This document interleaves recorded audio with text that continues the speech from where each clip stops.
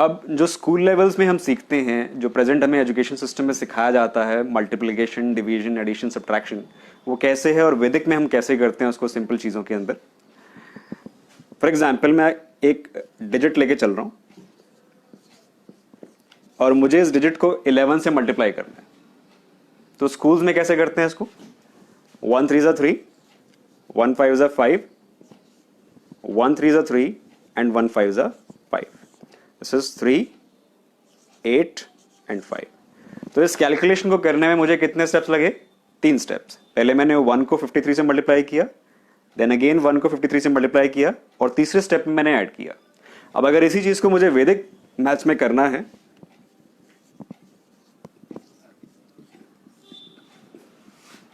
तो कैसे करेंगे? सिंपली लेफ्ट वाले डिजिट को लिखें लेफ्ट में, राइट वाले को राइट में और बीच में दोनों का सम कर दीजिए। 5 + 3 = 8। तो आपने देखा वैदिक मैथ्स में कितना सिंपल है। क्यों? क्योंकि हमने क्या किया? पैटर्न को ऑब्जर्व कर लिया। पैटर्न को ऑब्जर्व करने से हमें उसका आंसर बड़ी ही इजीली मिल गया। 3+ राइट वाला डिजिट राइट में, लेफ्ट वाला डिजिट लेफ्ट में और बीच में दोनों का सम। और ऐसी कैलकुलेशंस के लिए आपको पेन पेपर यूज करने की भी जरूरत नहीं है। आप सिंपली मेयर ऑब्जर्वेशन से भी इसका आंसर दे सकते हैं। जैसे कि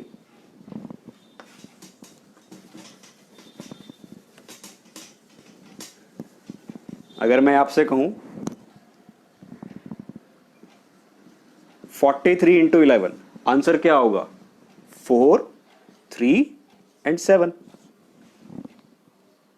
बहुत सिंपल है। अगर मैं आपसे कहूं 41 × 11 कितना आंसर होगा? 4, 5, 1। अगर मैं आपसे कहूं 32 × 11 कितना आंसर होगा? 3, 5, 2। बहुत सिंपल है। इसके अंदर और भी चीजें हैं जो हम जब टॉपिक करेंगे तो मैं आपको सिखाऊंगा। इसके अंदर एक केस इसके अंदर और आता है कैरी वाला। जैसे कि अगर मुझे 75 को 11 से मल्टीप्लाई करना हो, यानी ऐसे डिजिट्स जिनको ऐड करने पर 10 से ज्यादा बने। 7 + 5 कितना होता है? 12 होता है। तो यहां पर कैसे करेंगे?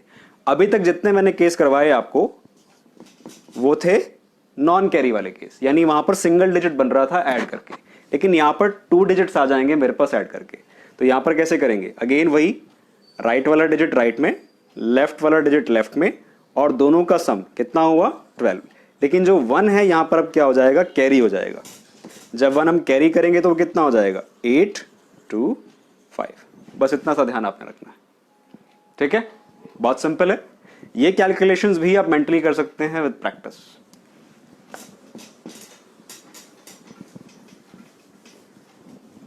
जैसे कि अगर मैं 84 × 11 करूं तो कितना आएगा?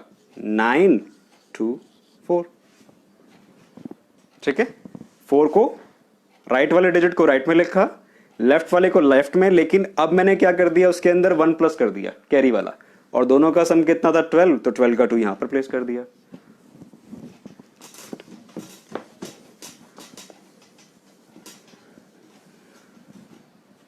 चलिए बढ़ते हैं आगे नेक्स्ट ट्रिक की तरफ। अगर मुझे इस तरह का कुछ कैलकुलेशन परफॉर्म करना हो तो कैसे करेंगे? कितने स्टेप्स लगेंगे और कितना टाइम लगेगा इसके अंदर? देखिए,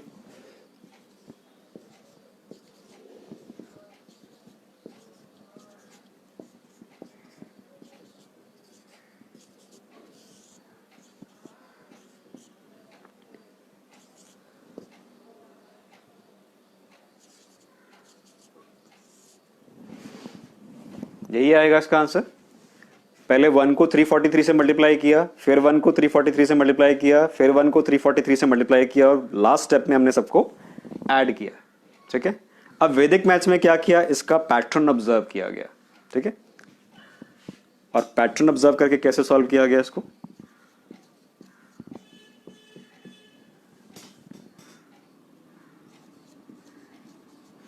जहां पर ये क्रॉस हैं उसके हमने क्या बना दिए? डॉट्स बना दिए। जितने नंबर ऑफ डिजिट्स हैं यहां पर उससे एक कम डॉट लगाना है हमने, और ये डॉट का वैल्यू 0 है। ऐसे ही लेफ्ट साइड में भी हम क्या लगाएंगे, डॉट्स लगाएंगे और पेयरिंग करके एडिशन करेंगे। जितने डिजिट्स हैं उतने डिजिट्स की पेयरिंग करनी है। जैसे अगर यहां पर 3 डिजिट्स हैं तो 3 डिजिट्स को एक साथ पेयर करना है। 3 प्लस जीरो कितना हुआ, 3। 4 प्लस 3 प्लस 0 कितना हुआ, 7। 3 प्लस 4 7, 7 प्लस 3 इज 10। तो 10 का 0 यहां पर 1 कैरी चला जाएगा आपका। एंड देन 0 प्लस 3 प्लस 4 कितना हुआ, 7, 7 plus 1 is 8। And 0 plus 3 is 3। Answer is same, 38073। तो ये है वैदिक मैथ्स का तरीका, जहां पर आपने पैटर्न ऑब्जर्व किया, आपका टाइम तो सेव हुआ ही हुआ, साथ में आपने ब्रेन का इस्तेमाल किया है। तो ये तो बहुत सिंपल ट्रिक्स थी। आइए आगे चलते हैं थोड़ी सी कॉम्प्लेक्स कैलकुलेशंस की तरफ।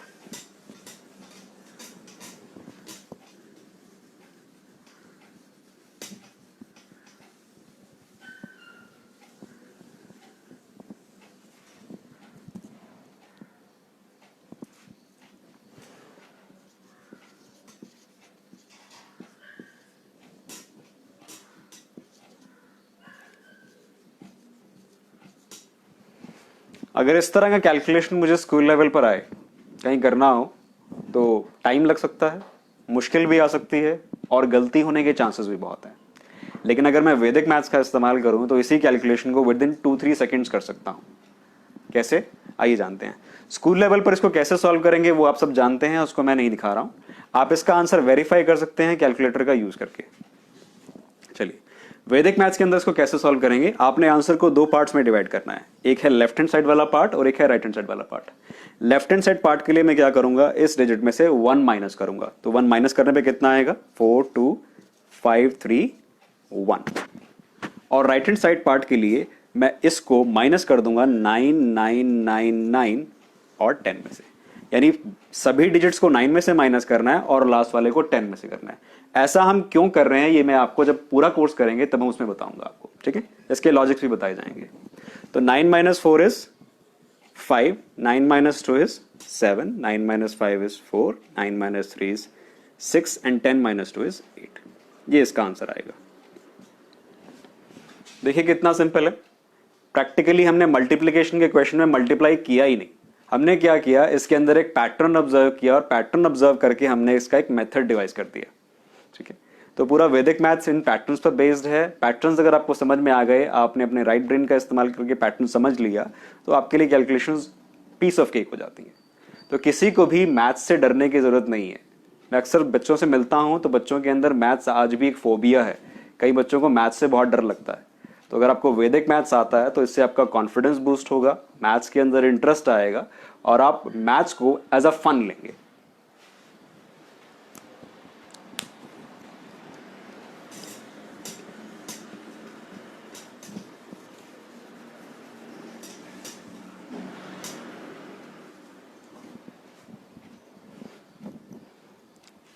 अगर मुझे किसी नंबर का स्क्वायर करना हो तो स्क्वायर कैसे करते हैं। स्क्वायर मतलब उस नंबर को उसी से मल्टीप्लाई करना। जैसे मुझे मान लीजिए 35 का स्क्वायर निकालना है, तो कैसे निकालेंगे, 5 5 इज 25, प्रेजेंट लेवल जैसे मैं दिखा रहा हूं आपको, 25, 15 into 17, then 15 and 9 and 1 10। Answer will be 1225।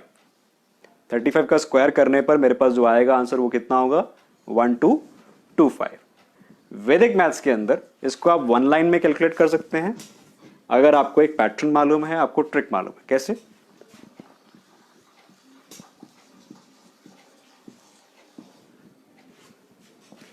Again answer को 2 पार्ट्स में डिवाइड किया आपने। राइट हैंड साइड के लिए इन दोनों को मल्टीप्लाई कर दीजिए। 5 इंटू 5 कितना हुआ, 25। और लेफ्ट वाले पार्ट के लिए जो यहां पर डिजिट है इसको इसके नेक्स्ट डिजिट से मल्टीप्लाई करना है। यानी अगर मैं काउंटिंग करूं तो 3 के बाद क्या आता है, 4। तो यानी 3 को मुझे किससे मल्टीप्लाई करना है, 4 से। तो 3 4 से कितना होता है, 12। This is your answer. है ना बहुत सिंपल। अच्छी, बहुत ही सिंपल है। अगर आपको पैटर्न्स मालूम है तो आप इजीली इन कैलकुलेशंस को कर सकते हैं। और अगेन पेन पेपर इस्तेमाल करने की भी जरूरत आपको नहीं है।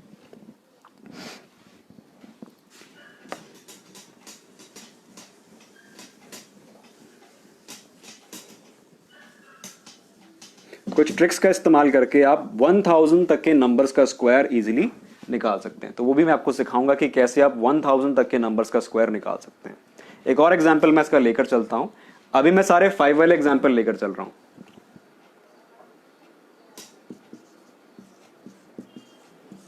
अब अगर मुझे 75 का स्क्वायर निकालना है वैदिक मैथ्स के थ्रू, तो कैसे कर सकते हैं? अगेन वैदिक मैथ्स ही लगाइए। यहां कितना आएगा? 25 एंड 7 8 जा 56। This is the answer. आप चाहें तो बाद में वेरीफाई कर सकते हैं कैलकुलेटर के थ्रू। तो देखिए विद इन सेकेंड्स, अगर आपसे कोई बोले 75 का स्क्वायर, तो आप मेंटली भी उसको बता सकते हैं। आपको पेन पेपर भी यूज करने की जरूरत नहीं है। सिंपली आपको याद क्या रखना है? 5 का स्क्वायर 25 एंड 7 8 जा 56 की लेफ्ट वाले डिजिट को आपको उसके नेक्स्ट डिजिट से मल्टीप्लाई करना है और यहां पर सिंपली उसको मल्टीप्लाई करके आंसर लिख देना है।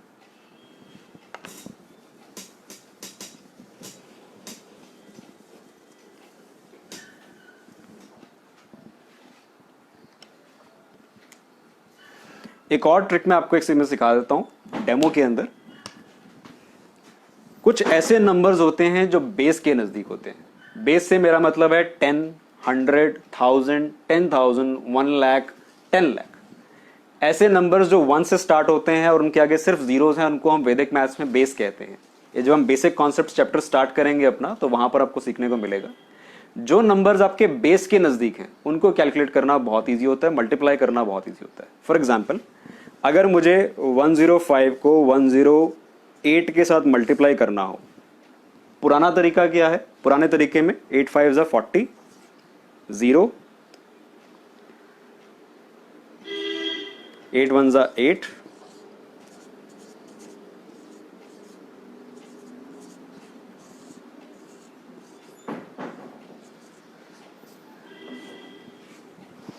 यही आएगा 11340। यानी अगेन मुझे कितने स्टेप्स लगे? 1 2 3 एंड 4। 4 स्टेप्स के अंदर मेरा आंसर आया। लेकिन वैदिक मैथ्स के अंदर ये बहुत ही सिंपल है। कैसे?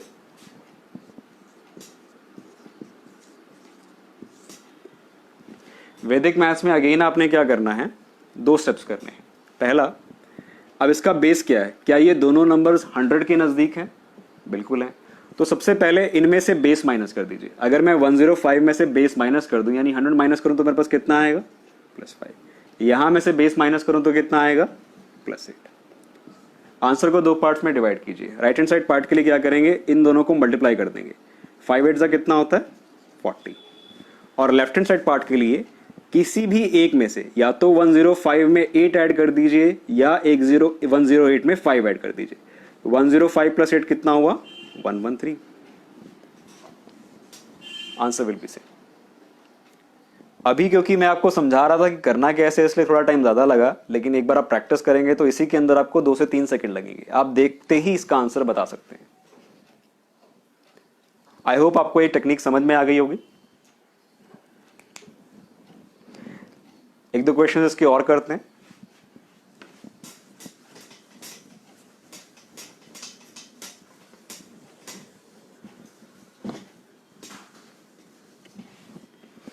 इसे बोलते हैं नंबर्स नियर द बेस।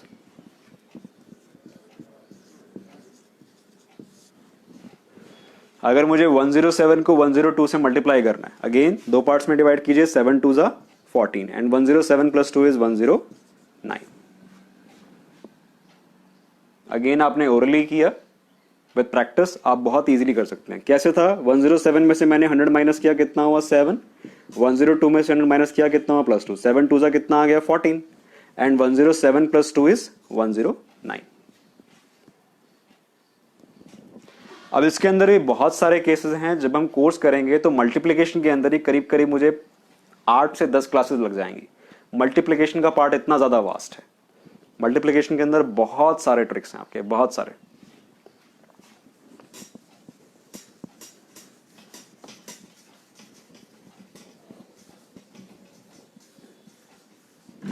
अब कुछ लोगों के मन में सवाल आ सकता है कि सर ठीक है, आपने जितनी ट्रिक्स करवाई ठीक है, उसमें कुछ स्पेशल केसेस होते हैं, कुछ कंडीशंस होती हैं। ऐसा भी तो हो सकता है कि कोई ऐसा क्वेश्चन आ जाए हमारे सामने जिसमें कोई ट्रिक लगे ही ना, फिर क्या करें? तो घबराइए मत, उसका भी आंसर है। सबसे लास्ट में मैं आपको एक जनरल मल्टीप्लिकेशन करवाऊंगा जहां पर कोई भी ट्रिक ना लगे, कोई प्रॉब्लम नहीं है, वो जनरल मल्टीप्लिकेशन से भी आपका आंसर वन लाइन में आ जाएगा। फॉर एग्जाम्पल,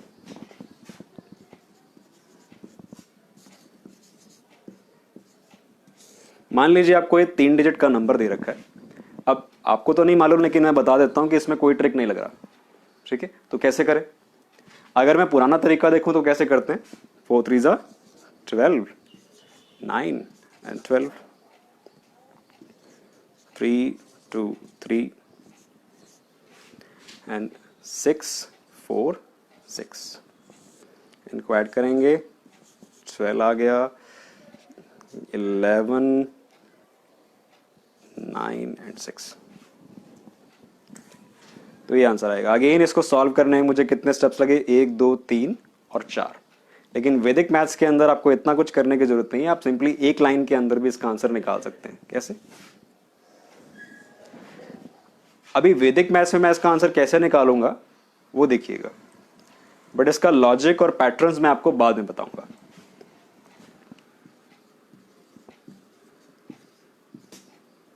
मुझे रब करना पड़ेगा इसको।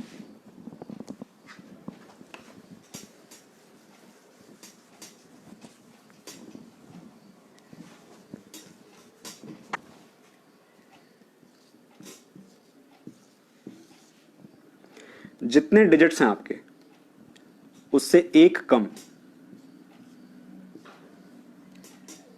आप डैश लगा लीजिए।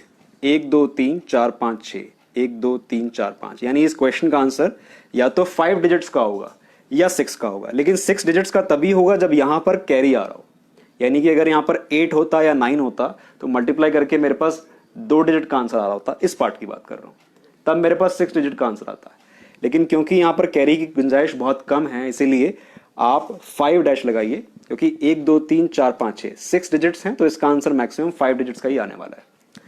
इस प्लेस के लिए मैं क्या करूंगा? इन दोनों को मल्टीप्लाई करूंगा। 3 4 कितना हुआ? 12 and 1 goes carry. Second place के लिए I will multiply crosswise, 8 एंड 11 12। थर्ड प्लेस के लिए I will multiply crosswise and then star, तो 12 18 20 21। फोर्थ प्लेस के लिए I will multiply crosswise, 3 and 4 7 and 2 is 9. And for the last place I'll multiply these two digits, 3 2s are 6. Pretty simple. मैंने क्या किया? एक pattern follow किया। First step यानी इस स्टेप के लिए मैंने इन दोनों डिजिट्स को मल्टीप्लाई किया। तो फर्स्ट स्टेप के अंदर मैंने क्या किया? अगर मेरे पास ये है डिजिट्स, अगर मेरे पास ये डिजिट्स हैं, इन डॉट से मैं डिजिट्स को रिप्रेजेंट कर रहा हूं, तो पहले स्टेप में मैंने इन दोनों को मल्टीप्लाई किया। सेकेंड स्टेप में मैंने क्या किया? इन दोनों को मल्टीप्लाई करा और ऐड किया। जैसे 2 4 जा 8, 8 के अंदर मैंने क्या ऐड कर दिया? 3 ऐड कर दिया। 3 ऐड करने पे कितना? 11 प्लस 1 इज 12। थर्ड स्टेप में मैंने क्या किया?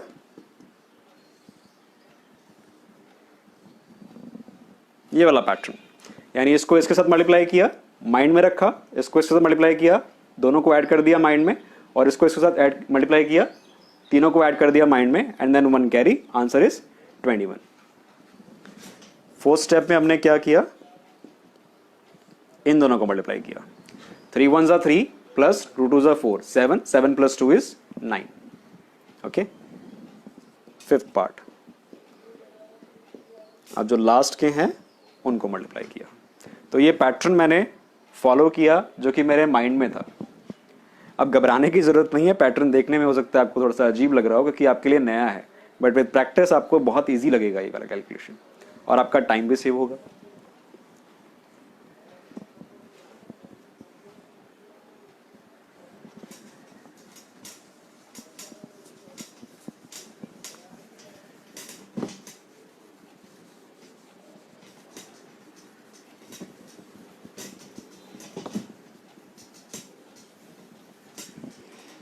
आई होप आप लोगों को आइडिया लग गया होगा कि किस तरीके से वैदिक मैथ्स डिफरेंट है आपका ट्रेडिशनल मैथमेटिक्स से। जहां तक ट्रेडिशनल मैथमेटिक्स की बात करें, अभी तक जो हम सीखते आए हैं या जो मैंने भी सीखा था अपने स्कूल लेवल में, वहां में और यहाँ में क्या डिफरेंस है। वहां पर हम क्लरिकल लेवल का काम कर रहे हैं, हम मैकेनिकल काम कर रहे हैं, हम ब्रेन का बहुत कम इस्तेमाल कर रहे हैं। जो स्टेप्स हमारे माइंड में फीड कर दिए गए बस उनको प्रोसेस को फॉलो कर रहे हैं। लेकिन वैदिक मैथ्स के अंदर ऐसा नहीं है, वहां पर आप पैटर्न्स को ऑब्जर्व कर रहे हैं, एनालाइज कर रहे हैं और पैटर्न्स के बेसिस पर बहुत ही सिंपल वे में आप आंसर दे रहे हैं। क्योंकि वैदिक मैथ्स जो बना था वो बना था उन्हीं टेक्निक्स पर, जिन टेक्निक्स पर हमारा ब्रेन काम करता है। जिन 16 फॉर्मूलाज की मैंने बात करी जो भारती कृष्ण तीरथ जी ने दिए हैं, वो 16 फॉर्मूलाज उन 16 पैटर्न्स पर बेस्ड हैं जिन पैटर्न्स पर हमारा ब्रेन काम करता है। तो जब आप वैदिक मैथ से किसी चीज को सॉल्व करते हैं तो आपके दिमाग पर स्ट्रेस कम होता है और आपका दिमाग एक्सरसाइज ज्यादा करता है। तो जब किसी चीज पर स्ट्रेस कम होगा आपका दिमाग वो चीज बहुत इजीली फंक्शन करेगी। चलिए अब बात करते हैं, जैसा कि हमारा टॉपिक था एक और इसके अंदर कि इंडेक्स क्या रहेगा, हमारे कोर्स में हम क्या क्या चीजें सीखेंगे, तो वो मैं आपको बता देता हूं। जो पहला लेक्चर हमारा स्टार्ट होगा वो होगा 3 तारीख से, 3 अप्रैल से, और पहले लेक्चर में हम बात करेंगे बेसिक कॉन्सेप्ट्स की।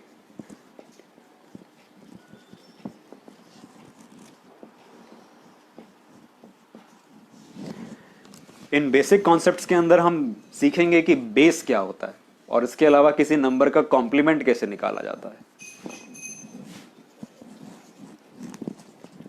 इन्हीं बेसिक कॉन्सेप्ट्स पर आपका वैदिक मैथ्स टिका हुआ है, तो पहला क्लास हमारा बेसिक कॉन्सेप्ट्स का रहेगा। इसके अलावा हम सीखेंगे सब्ट्रैक्शन, कि वैदिक मैथ्स में और आपके जो स्कूल लेवल में मैथ्स में है उसमें सब्ट्रैक्शन में क्या डिफरेंस है।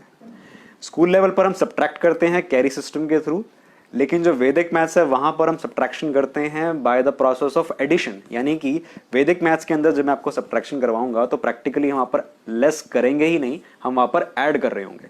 तो बहुत ही अमेज करने वाली टेक्निक है।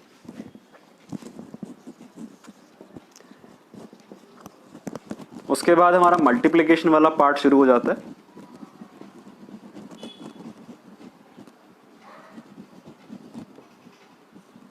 Multiplication with the series of 9 की सीरीज से कैसे मल्टीप्लाई करना है, एक डेमो तो मैंने आपको दिखा दिया था, लेकिन उसके अंदर और भी केसेस हैं। क्या हो अगर यहां पर लेफ्ट वाले पार्ट के अंदर डिजिट्स कम हो, जैसे कि यहां पर 7 2 1 है और यहां पर 9 9 है, तो इसे कैसे करना है। अब यहां पर नंबर ऑफ डिजिट्स 3 है, यहां पर नंबर ऑफ डिजिट्स 2 है। ये भी तो केस हो सकता है कि यहां पर 3 हो, यहां पर 2 हो। तो ऐसे सारे केसेस हम यहां पर डिस्कस करेंगे।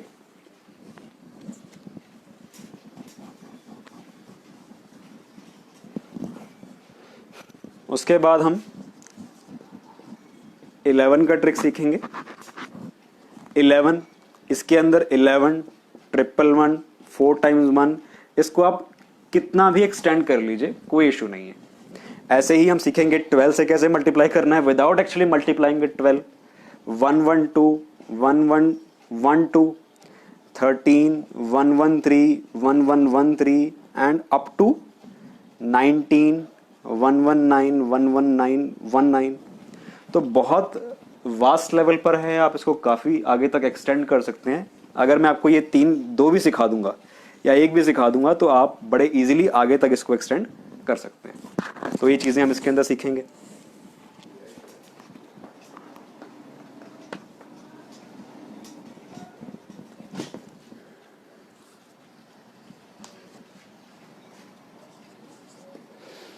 इसके अलावा multiplication of numbers near the basis.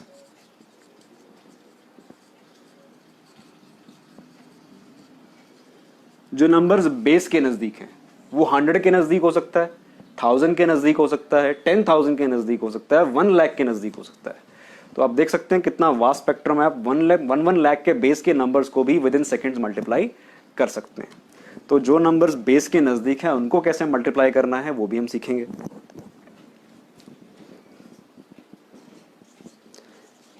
इसके अलावा कुछ स्पेशल केसेस आते हैं मल्टीप्लिकेशन के अंदर। बहुत सारे, मैंने बताया था कि हमारी जो है करीब 8 से 10 क्लासेस मल्टीप्लिकेशन के अंदर ही लगेंगे। बहुत सारे स्पेशल केसेस इसके अंदर होते हैं जहां पर आप within seconds by mere observation भी आंसर दे सकते हैं।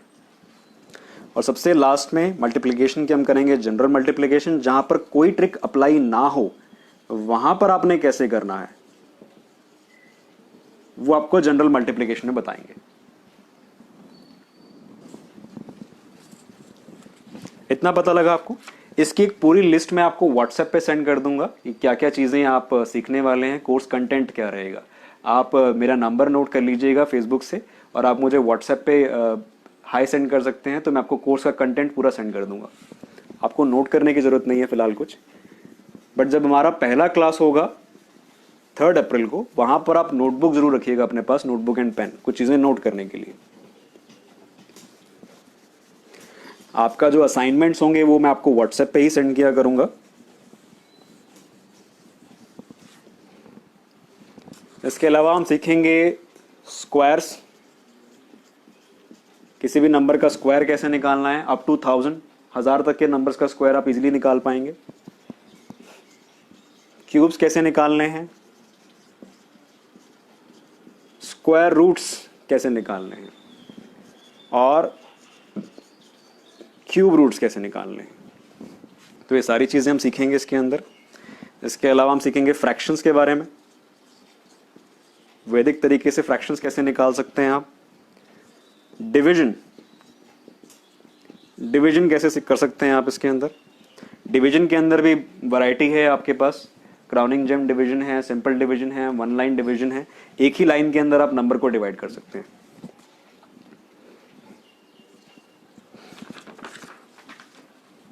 इसके अलावा LCM, with in seconds LCM कैसे निकाल सकते हैं,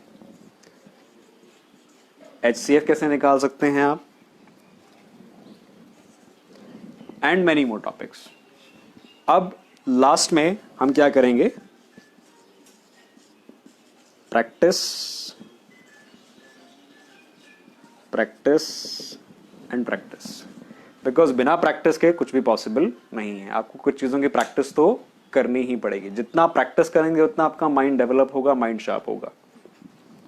एक चीज और, हम इस कोर्स को कंप्लीट करने के साथ साथ असाइनमेंट्स करेंगे, क्वेश्चन सॉल्व करेंगे, और जो स्टूडेंट्स हैं खासकर उनके लिए, अब ये चीजें सीखने के बाद इन चीजों को आपने अपने कोर्स में, अपने स्कूल के अंदर कैसे अप्लाई करना है, अपने सब्जेक्ट के अंदर कैसे अप्लाई करना है, वो बहुत इंपॉर्टेंट है। क्योंकि सिर्फ इनको सीखना इंपॉर्टेंट नहीं है, इनको अप्लाई करना आपको आना चाहिए।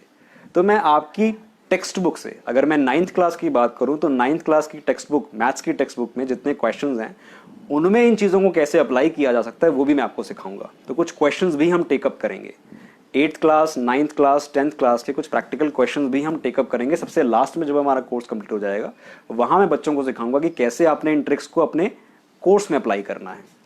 अब जब वो कोर्स में ट्रिक्स अप्लाई करेंगे तो होगा क्या, अगर आप मान लीजिए 10th में बच्चा अपीयर करने जा रहा है, 10th का एग्जाम देने जा रहा है मैथ्स का, तो मैथ्स का पेपर ऑब्वियसली जिसको नहीं आता उसके लिए तो बहुत ही लेंथी है, ठीक है, लेकिन नॉर्मली बच्चों के लिए लेंथी होता है और मिस्टेक होने के चांसेस बहुत ज़्यादा होते हैं, क्योंकि कैलकुलेशंस कई बार ऐसी अटक जाती हैं जहाँ पर बच्चा फंस जाता है। तो उनके लिए क्या है, वहाँ पर इन ट्रिक्स को वहाँ आपने कैसे अप्लाई करना है विद प्रैक्टिकल, वो मैं आपको सिखाऊंगा, ताकि आपका वो 10-15 मिनट्स जो हम अक्सर मांगते हैं कि मिल जाए, वो आपका सेव हो जाए।